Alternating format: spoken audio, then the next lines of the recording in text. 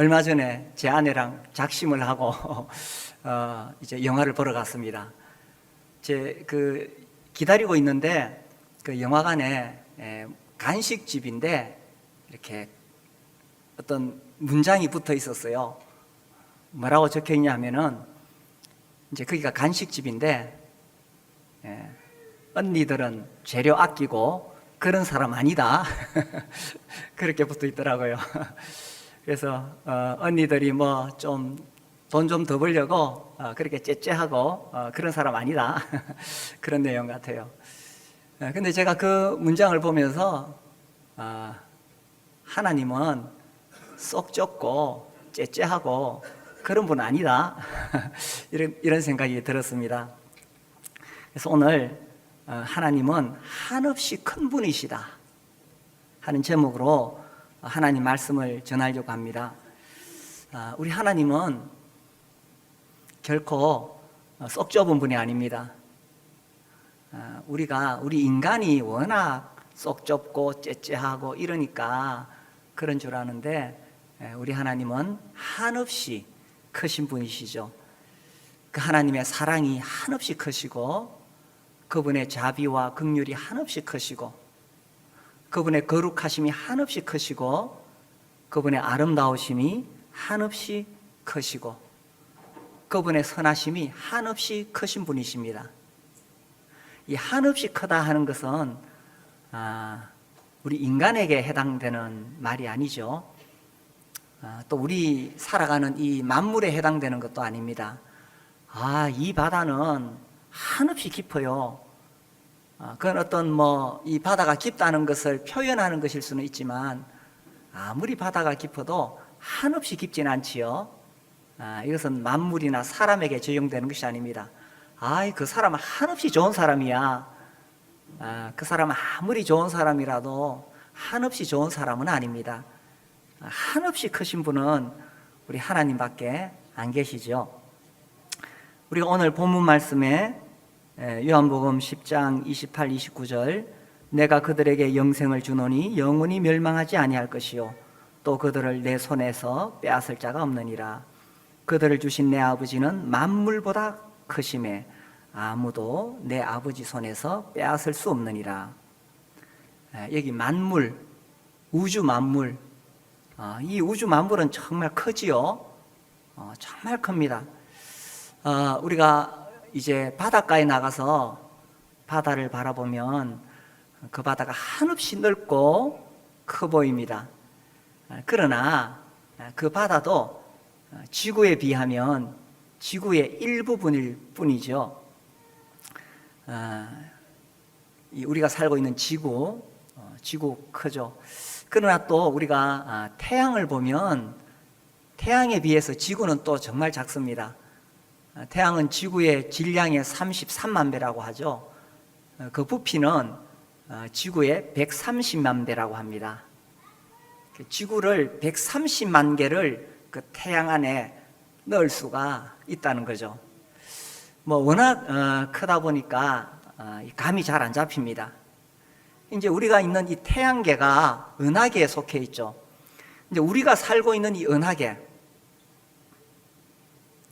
은하수를 보신 적 있나요?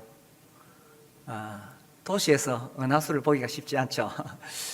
제가 재작년에 그 몽골 성경학교에 이제 2주간 강의하고 완전히 이제 막 체력이 고갈되어 있는데 좀 쉬었다 가자 그러면서 그 몽골에 있는 그 선교사님하고 리틀 고비 사막이라고 있어요.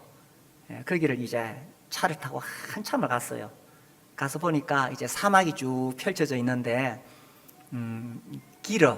기르라고 하죠. 이제 거기서 밥 해 먹고 이제 쉬고 저녁에 거기서 잤어요. 그래서 몽골의 밤하늘이 그렇게 보기 좋다 그러던데 저녁에 보니까 정말 이 별빛이 참 찬란하더라고요. 그리고 이제 잠을 자는데 이 기르 밖에서 계속 이 야생 개가 와서 짖었어요. 그러니까 제 아내가 잠을 못 자가지고 계속 저를 괴롭혔습니다. 무섭다고. 그래서 이제 둘이 자다가 기르 밖으로 나왔어요. 그때가 이제 아마 그야말로 한밤중 이제 새벽이 다가오는 그 무렵이었던 것 같아요. 그때 나와서 밤하늘을 보는데 정말 찬란한 은하수가 쫙 펼쳐져 있었어요. 보석을 뿌려놓은 것과 같은 정말 아름다운 그런 은하수가 쫙 펼쳐져 있었습니다. 그 은하수가 우리가 살고 있는 그 은하계라고 말하죠. 이 은하계가 이제 원반 모양으로 되어 있는데 그 크기가 10만 광년이라고 말합니다. 빛의 속도로 10만 년을 가야 된다 그러죠. 워낙 크니까 아직 우리가 감이 잘 잡히지 않습니다. 아무튼 이 은하계, 우리 은하계 안에 이런 태양과 같은 별이 1000억 개가 있다고 하죠. 그래서 아마도 2000억에서 4000억 개의 별이 우리가 있는 이 은하계에 있을 것이다. 좀 느낌이 옵니까? 말하면서 저도 잘 안 옵니다. 근데 이런 은하계가 우주에 몇 개나 있을까? 과거에는 몇 천억 개 이랬는데 요즘 점점 더 이 과학이 발전하면서 최근에는 이렇게 말합니다. 이런 은하계가 우주에 1조 개가 있을 것으로 추측된다. 이렇게 말합니다. 조 단위로 넘어가니까 더 감이 안 잡히죠. 아무튼 우리가 살고 있는 이 우주는 우리가 상상하기 어려울 만큼 너무나 큽니다. 그런데 이렇게 큰 우주를 우리가 볼 때는 무슨 광년, 1조 개 이런 표현을 하는데 하나님은 이런 우주를 쉽게 잴 수가 있다는 것입니다. 이제 과학적으로 보면 이 우주 은하와 은하 이 사이라든지 별과 별들의 거리 이런 거 재는 법이 있죠. 학교 다닐 때 적색 편의 이런 거 배운 기억이 저도 조금 나는데 아무튼 그런 방식으로 별과 별의 거리를 재고 은하와 은하의 거리를 재고 학교에서 배운 기억이 좀 납니다. 전공하신 분들 더 잘 아시겠지만, 근데 하나님께서는 이 우주를 어떻게 재시느냐? 이 조금 문학적인 표현일 수도 있는데, 자, 우리 이사야 40장을 볼까요? 이사야 40장에 보면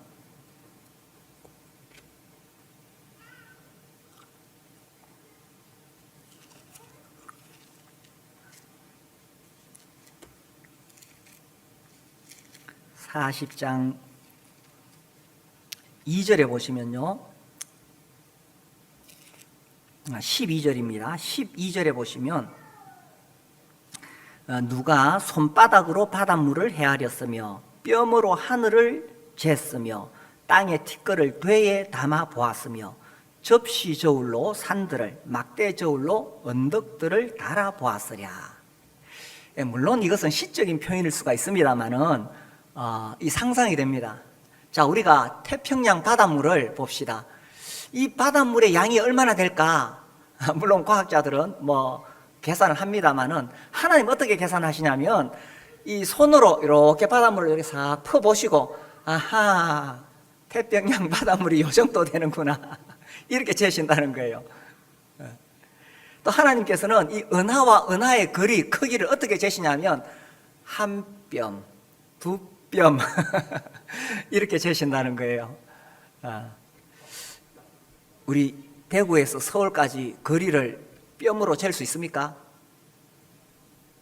어때요? 이론적으로는 잴 수 있겠죠. 한 뼘, 두 뼘 몇 달, 몇 년에 걸쳐서 잴 수 있을지 모르겠습니다. 그런데 잴 수 있다고 생각하시는 분은 한번 재보세요. 되는지. 태평양 바닷물을 바가지로 다 퍼낼 수 있을까요? 이론적으로는 되겠죠. 어느 정도 한정이 되어 있으니까. 근데 그렇게 퍼낼 수 있다고 하시는 분 한번 퍼내보세요. 되는지. 그런데 우리 하나님은 바닷물을 손으로 이렇게 한 움큼 쥐고 요 정도 되겠구나. 그리고 이 우주의 크기를 한 뼘, 두 뼘 이렇게 재실 수 있다는 것입니다. 물론 제가 생각할 때 한 뼘, 두 뼘도 되지 않을 거예요. 이 광대한 우주를 만드신 하나님께 그게 무슨 한 뼘, 두 뼘이 되겠어요? 제가 이 토저의 책 갓 하나님이라는 책을 보면서 거기서 오늘도 이 설교 제목을 찾았습니다. 지난번에는 챕터 1에 나오는 하나님은 완전한 분이시다. 또 이번에는 하나님은 한없이 큰 분이시다. 이런 제목을 찾았어요. 물론 내용은 표절하지 않았습니다. 근데 이제 그 책에 줄리안이라는 사람의 이야기가 나와요. 이 줄리안이 어느 날 헤즐넛, 그러니까 도토리,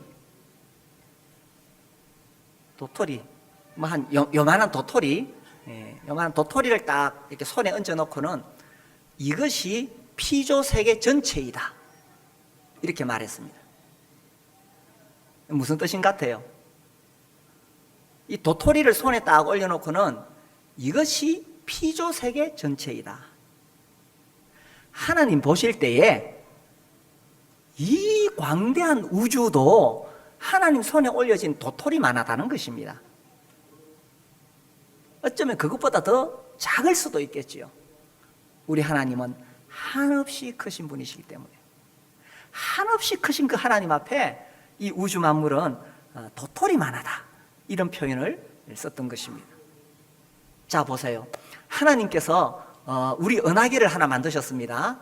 은하계를 하나 만드시는 거하고 길가에 돌멩이 하나 만드는 거하고 어느 것이 더 어려울까요?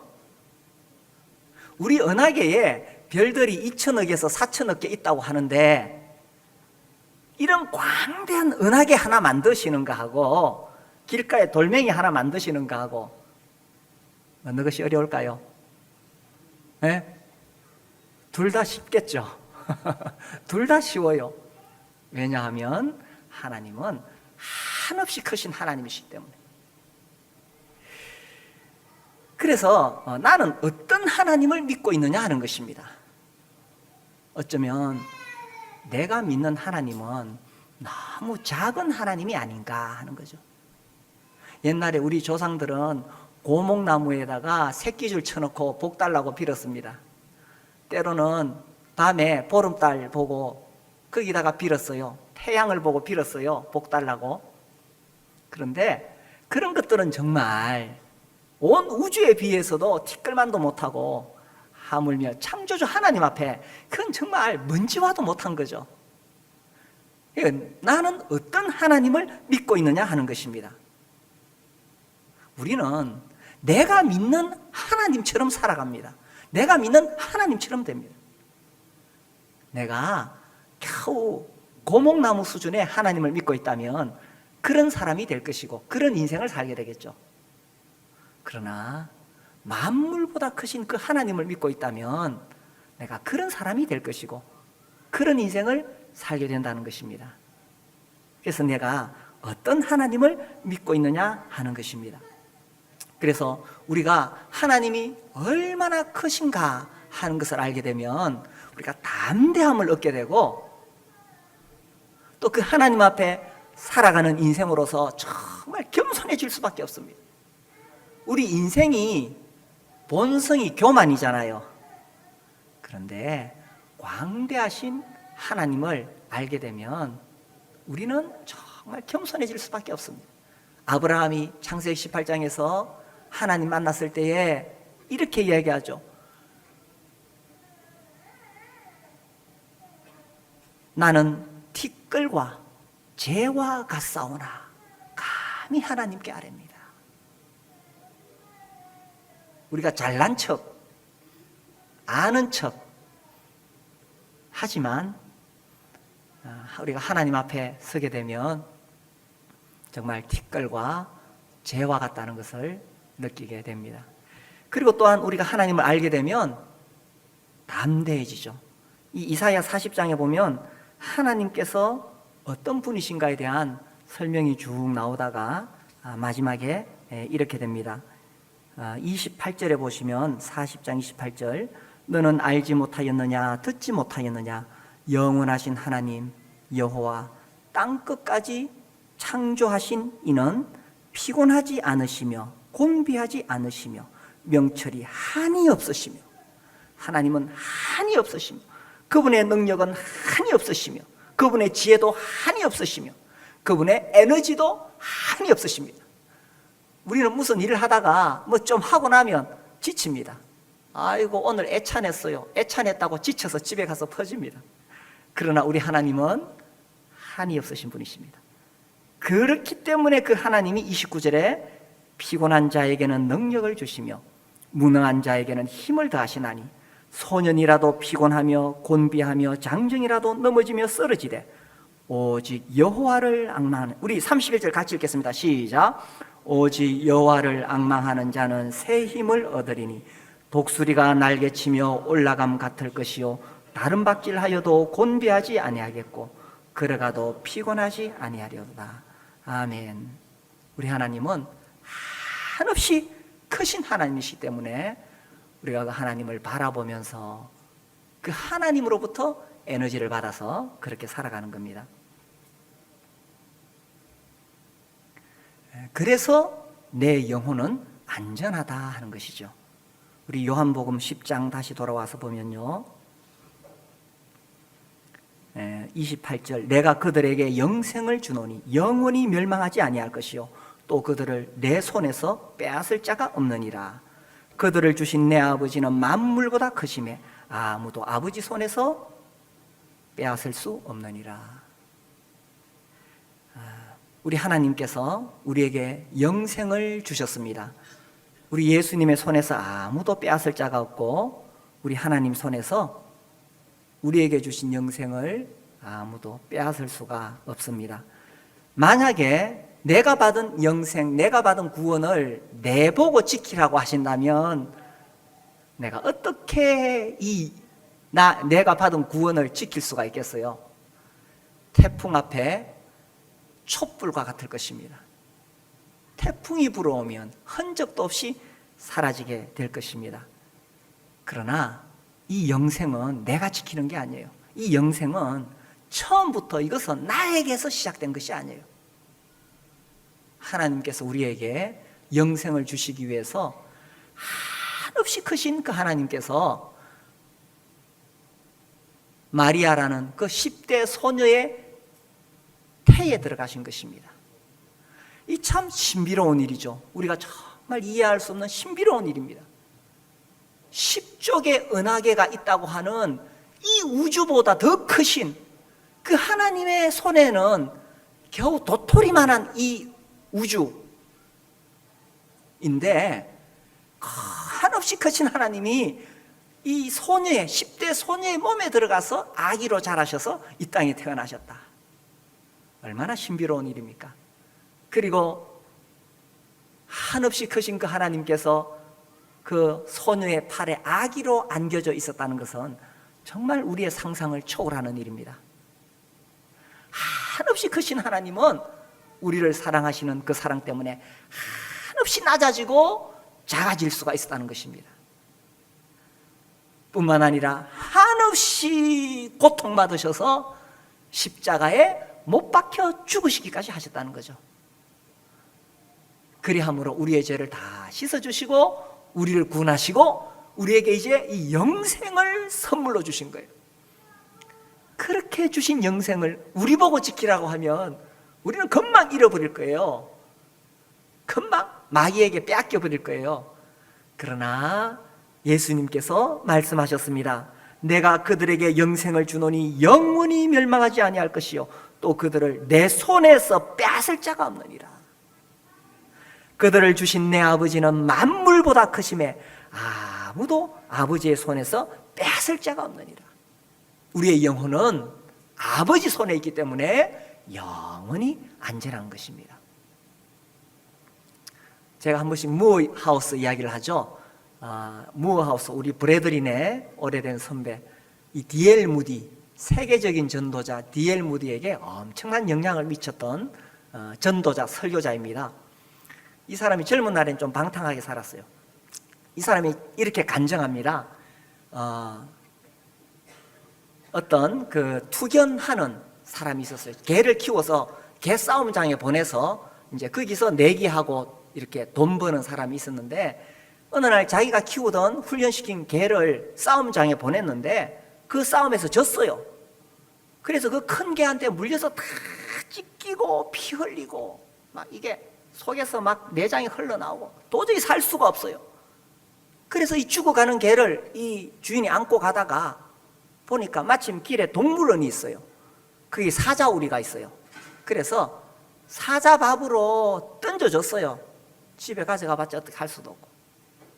그로부터 몇 달 후에 이 투견 주인이 이제 그 동물원을 지나게 되었는데 거기에 자기가 버렸던 그 개가 상처가 다 회복이 되고 아주 건강해졌고 막 털이 반들반들 윤기가 나고 눈이 반짝반짝 빛이 나고 아주 건강한 모습으로 사자우리에 사자하고 떡 있는 거예요. 그래서 이 투견 주인이 동물원 관리인에게 찾아갔어요. 저 개는 내가 얼마 전에 저 갖다 버린 개다. 내가 주인이다. 내가 데려가겠다.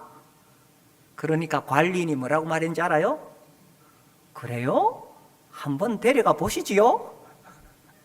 사자우리에 들어가서 한번 데려가 보시지요? 그게 무하우스한 이야기야 그래요. 자기는 정말 그렇게 찢기고 상한 죽은 개 같은 자였는데 만왕의 왕이시고 만주의 주이신 예수께서 자기에게 찾아오셔서 자기를 깨끗하게 치료해 주시고 생명을 살리시고 그 왕께서 자기를 딱 보호하시니 마귀가 찾아와가지고 그 영혼을 나한테 넘겨라고 했을 때에 어떻게 감히 마귀가 빼앗아갈 수가 있겠느냐. 만왕의 왕이신 우리 주께서 내 영혼을 지키고 계시는데 우리가 받은 영생이 영원히 안전한 것은 내가 지키는 것이 아니라 우리 하나님께서 지키고 계시기 때문이라는 것입니다. 근데 우리가 살다 보면 죄를 짓고 넘어질 때가 많이 있습니다. 그때 우리 하나님은 어떻게 하실까요? 마음에 안 드니까 쫓아내버리실까요? 우리 하나님의 용서의 크기도 한이 없다는 것입니다. 베드로가 물었죠. 주님, 누가 나에게 잘못하면 7번까지 용서해 줄까요? 베드로로서는 아주 배짱이 크게 주님 나 7번까지는 용서할 수 있어요. 이렇게 말을 했던 거죠. 그때 우리 주님 뭐라고 하셨어요? 70번에 7번이라도 용서해 주라. 이 말은 490번 용서하라는 의미보다는 그가 정말 잘못했다면 네가 끝까지 용서해 주라. 이것이 주님의 마음입니다. 왜냐하면 주님은 한없이 크신 하나님이시기 때문에 용서의 크기도 한없이 크다는 것입니다. 우리가 주님 앞에 늘 바르게 살아갈 수 있으면 좋겠지만 우리가 얼마나 자주 넘어집니까? 그러나 하나님의 용서의 크기는 한이 없다는 것입니다. 호세아와 고멜의 이야기 참 감동적이죠. 우리 볼까요? 호세아 3장에 보면 하나님께서 이스라엘 백성을 어떻게 사랑하시는가를 이 고멜을 통해서 이야기하고 계시죠. 호세아 3장 구약 1260페이지. 호세아 3장 1절에서 3절까지 우리 같이 한번 읽어보겠습니다. 시작. 여호와께서 내게 이르시되 이스라엘 자손이 다른 신을 섬기고 건포도 과자를 즐길지라도 여호와가 그들을 사랑하나니 너는 또 가서 타인의 사랑을 받아 음녀가 된 그 여자를 사랑하라 하시기로 내가 은 15개와 보리 한 호멜 반으로 나를 위하여 그를 사고 그에게 이르기를 너는 많은 날 동안 나와 함께 지내고 음행하지 말라. 다른 남자를 따르지 말라. 나도 네게 그리하리라. 저는 하나님이 저한테 이런 명령 안 주셔서 정말 감사하게 생각해요. 보십시오. 내 아내가 딴 남자하고 놀아나는 거예요. 온갖 더러운 짓을 하는 거예요. 그런데 하나님이 네 가서 용서하고 데려와서 또 아내로 삼아라. 그 아내로 삼았어. 근데 이 여자가 또 나가서 딴 남자하고 놀아나는 거예요. 근데 하나님 말씀하시기를 너 가서 값을 치르고 그냥 안 돌려주니까 그 남자가 은 15개, 보리 한 호멜 값을 치르고 또 데려와서 네 아내로 삼아라. 하나님께서 왜 이렇게 하시냐면 이스라엘 백성을 향한 하나님의 그 용서의 마음을 이야기하고 싶은 거예요. 이스라엘 자손이 1절에 다른 신을 섬기고 그들이 애굽에서 노예 생활을 하고 있을 때 하나님께서 그들을 구원해 내셨는데 그 이스라엘 백성은 우상을 섬기고 다른 신을 섬기고 온갖 쾌락을 즐기고 하나님을 버렸는데 건포도 과자를 즐길지라도 여호와가 그들을 사랑하리니 여호와가 그들을 사랑하리니 하나님의 사랑은 한이 없는 거예요. 하나님의 용서는 한이 없는 거예요. 우리처럼 그렇게 째째하지 않아요. 우리는 조금 기분 좋으면 용서해 줬다가 마음에 안 들면 또 미워하고 그런데 하나님은 그분의 용서는 한이 없는 거예요. 언니들은 재료 아끼고 그런 사람 아니다. 우리 하나님은 쏙 좁고 째째하고 그런 분 아니에요. 하나님 동성애자를 사랑하실까요? 어젠가 오늘인가 제가 잠깐 보니까 기독교인들이 동성애자 혐오도가 가장 높다고 돼 있더라고요. 그 기자가 진짜 잘못 쓴 거예요. 우리는 동성애자들을 혐오하지 않습니다. 다만 우리는 동성애를 반대할 뿐입니다. 우리 하나님도 마찬가지죠. 우리 하나님은 동성애를 사형죄에 해당한다고 하셨어요. 그러나 하나님은 동성애자는 사랑하시는 거예요. 우리 하나님께서 용서하지 못할 사람이 없고 우리 하나님께서 사랑하지 못할 사람이 없다는 거예요. 사실 그 동성애자나 나나 다를 게 뭐가 있어요. 바울도 죄인 중에 괴수라고 말했는데 그래서 우리가 찬송할 때 나 같은 죄인 살리셨다고 했잖아요. 하나님 보시기에 다 더러운 죄인이에요. 하나님의 그 거룩하심 앞에 우리 아무도 설 수가 없어요. 그러나 하나님은 한없이 크신 하나님이기 때문에 한없이 크신 그 하나님의 사랑과 한없이 크신 그 하나님의 용서는 어느 누구도 제외될 수가 없다는 것입니다. 그래서 나는 어떤 하나님을 믿고 있느냐 하는 거예요. 쏙 좁고 째째한 그런 하나님을 믿습니까? 아니면 한없이 크신 하나님을 믿습니까? 제가 지난주에 이 유튜브에서 찬양을 듣다가 내 모습 이대로 사랑하시네 맞는가요? 내 모습 이대로 사랑하시네. 네. 내 모습 이대로 사랑 안 할 분이 많습니다. 그러나 우리 하나님은 내 모습 이대로 사랑하십니다. 왜냐하면 우리는 받아들일 수 있는 한계가 정해져 있어요. 그러나 우리 하나님은 한계가 없어요. 그래서 내 모습 이대로 사랑하십니다. 우리가 신앙생활을 하다가 실패할 수 있어요. 넘어질 수 있습니다. 때로는 세상이 좋아서 세상으로 나갈 때도 있습니다. 그때에 하나님을 쏙 좁은 하나님으로 생각하지 마십시오. 하나님이 여전히 나를 사랑하고 계십니다. 어느 날 교회 나가기 싫고 어느 날 기도하기 싫고 성경 읽기 싫고 그냥 세상에 있는 대로 세상 친구들처럼 그렇게 살고 싶어서 그렇게 나가고 싶을 때가 있어요. 그러나 하나님이 여전히 나를 사랑하고 계시는 거예요. 내 모습 이대로 사랑하고 계시니까 실패하더라도 도망가지 마십시오. 하나님으로부터 달아나지 마십시오. 스케일이 달라요. 자꾸 우리는 내 수준으로 생각하는 거죠. 제가요 1994년에 중국을 갔는데 그때 이제 여러 곳에 다니면서 복음 전하고 이렇게 하다가 북경을 갔어요. 북경에 있는 형제님들하고 이제 교제하고 또 이제 북경 온 김에 자금성을 보자 이래가지고 자금성을 구경하러 가는데 제가 정말 입이 쩍 벌어졌습니다.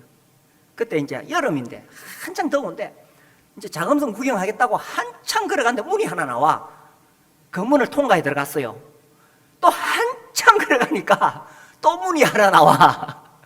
아이고 이제 저거 지나면 자금성인갑다. 또 한참 걸어가니까 또 문이 하나 나와. 끝없이 걸어 들어가야 돼요. 그래서 정말 이 스케일이 다르구나. 이 서울에 있는 경복궁과는 스케일이 다르구나.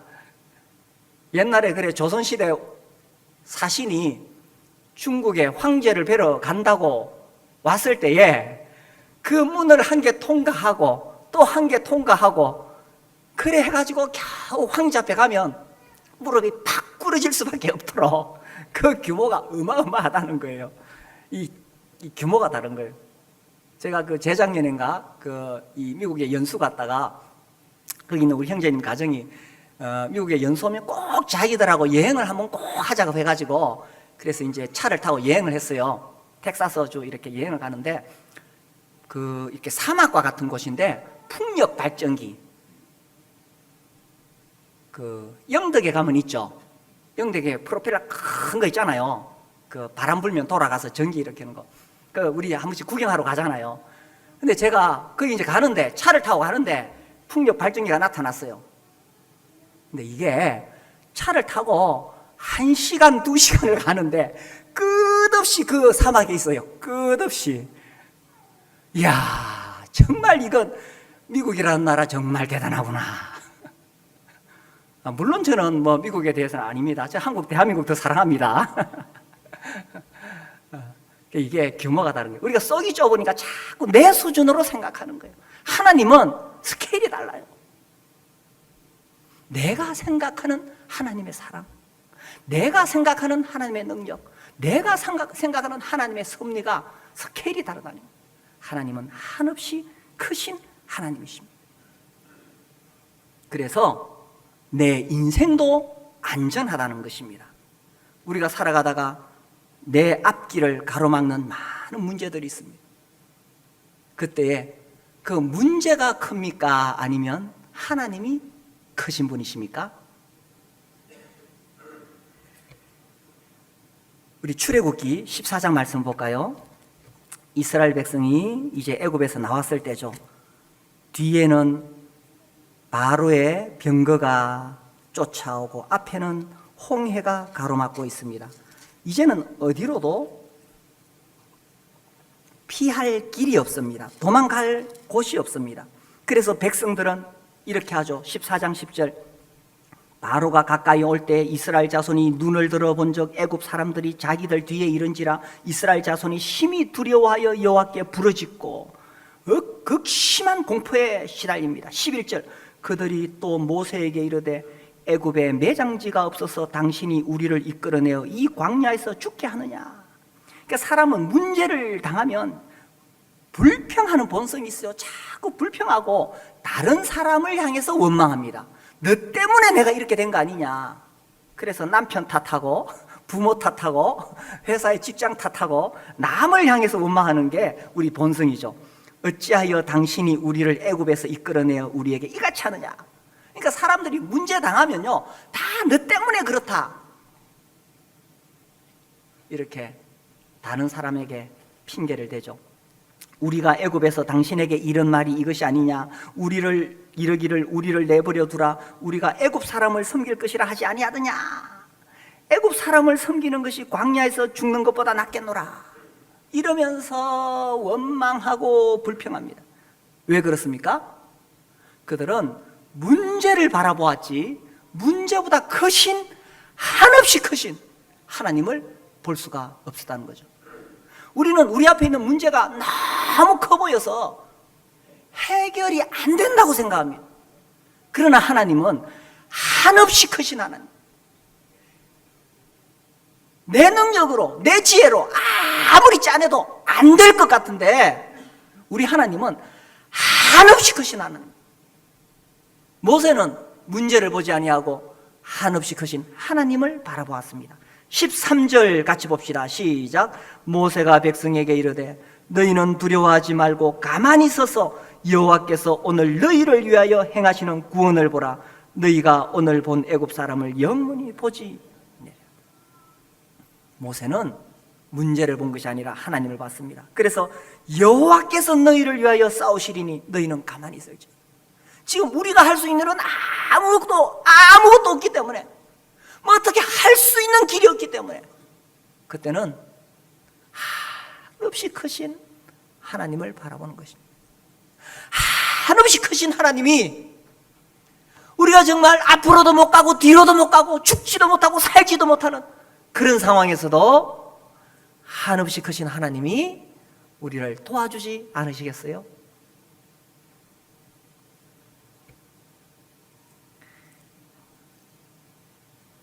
이스라엘 백성들이 이제 가나안 땅에 들어갈 때 12명의 정탐꾼을 보냈습니다. 10명의 정탐꾼은 안 된다고 온갖 불평불만합니다. 그들은 문제를 보았지 한없이 크신 하나님을 보지 못했습니다. 그때 여호수아와 갈렙이 이렇게 말합니다. 다만 여호와를 거역하지 말라. 또 그 땅 백성을 두려워하지 말라. 그들은 우리의 먹이라. 그들의 보호자는 그들에게서 떠났고 여호와는 우리와 함께 하시느니라. 그들을 두려워하지 말라. 문제를 보지 않고 한없이 크신 하나님을 바라보는 사람은 이렇게 담대하게 된다는 것입니다. 골리앗이 나타났을 때 백성들은 다 두려워서 숨었습니다. 그때 겁없이 다윗이 뛰쳐나가서 이렇게 말합니다.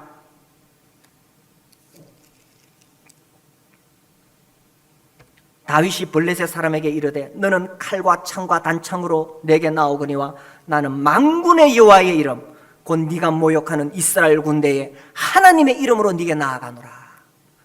하나님을 아는 사람은 담대합니다. 하나님을 아는 사람은 그 하나님이 한없이 크신 하나님을 아는 사람은 어떤 문제 앞에서도 물러나지 않고 담대하다는 것입니다. 저는 지난주에 이 에스더서를 읽다가 또 그런 생각을 했어요. 에스더 6장에 보면 이제 그 하만이 유대인들을 다 죽이려고 하죠. 그리고 이제 모르드게를 달기 위해서 높은 나무를 만들었습니다. 에스더 6장에 보면은 에스더 6장 1절 그날 밤에 왕이 잠이 오지 아니하므로. 왜 하필 그날 밤에 왕이 잠이 오지 않았을까요? 이것이요 하나님의 한없는 섭리를 이야기하는 거예요. 하나님의 한없는 섭리 속에서 이 인류 역사를 이끌어 가실 때에 우리 인간은 이해를 할 수 없는 거예요. 왜 하필 그날 밤에 왕이 잠이 오지 않았을까요? 명령하여 역대 일기를 가져다가 자기 앞에 읽히더니 그 수많은 역대 일기 중에 하필 모르드게 이야기를 읽게 되었을까요? 그 속에 기록하기를 문을 지키던 왕의 두넷이 빅다나와 데레스가 아수르의 왕을 삼살하려는 음모를 모르드게가 고발하였다 하였는지라. 왕이 이르되 이 일에 대하여 무슨 종기와 관작을 모르드게에게 베풀었느냐 하니 척건 신하들이 대답하되 아무것도 베풀지 아니하였나이다. 이거 참 이상하죠, 그죠? 왕을 죽이려고, 왕을 암살하려고 하는 그 사람들을 고발해서 왕의 생명을 건졌어요. 그러면 얼마나 큰 상을 내렸을까요? 그런데 아무 상도 안 내렸어요. 모르드게 편에서 좀 섭섭하지 않았을까? 나는 내가 뭐 큰일 했는데 몰라주니까 섭섭하더라고. 안 그래요? 나만 그런가? 좀 섭섭하더라고요. 모르드게 섭섭하지 않았을까요? 그런데 이 모든 것이 하나님의 놀라운 섭리 가운데 있었다는 것입니다. 그래서 4절 왕이 이르되 누가 뜰에 있느냐 이래가지고 하만이 나타나게 되고 이 완전히 전세가 역전되는 그런 놀라운 역사가 에스더서에 기록이 되어 있죠. 지금 당장 보상이 없을지라도, 지금 당장 심판이 없을지라도 우리는 그거밖에 못 보는 거예요. 눈앞에 있는 거. 그러나 하나님의 한없는 섭리 가운데 하나님의 역사는 이루어져 가고 있다는 사실입니다. 나는 어떤 하나님을 믿고 있습니까? 내가 만들어 놓은 조그마한 틀, 이 틀 속에 하나님이 들어오면 내가 하나님 믿겠다 그러고, 이 내가 만든 조그마한 틀, 내 생각대로 안 되면 아이고 하나님이 어디 있어? 기도도 안 들어주셔. 그렇게 하나님을 저버리는 그런 작은 하나님을 믿고 있습니까? 우리 하나님은 한없이 크신 하나님이십니다. 그분의 사랑이 한없는 분이시고, 그분의 능력이 한없는 분이시고, 그분의 용서도 한없는 분이시고, 인류 역사를 주관하시고 내 인생길을 이끌어 가실 때 그분의 섭리도 한없는 하나님이십니다. 이 한없이 크신 하나님을 내 인생의 주인으로 모시고 그렇게 살아간다면 얼마나 복될까요? 이 하나님 앞에 내 인생을 맡기고 이 하나님을 내 인생의 주인으로 모시고 그렇게 살아가시게 되기를 바랍니다. 그래서 어떤 문제가 오르더라도 두려워하지 말고 아무것도 두려워하지 말고 한없이 크신 하나님을 의지해서 담대하게 살아가는 형제자매님들 되시기 바랍니다.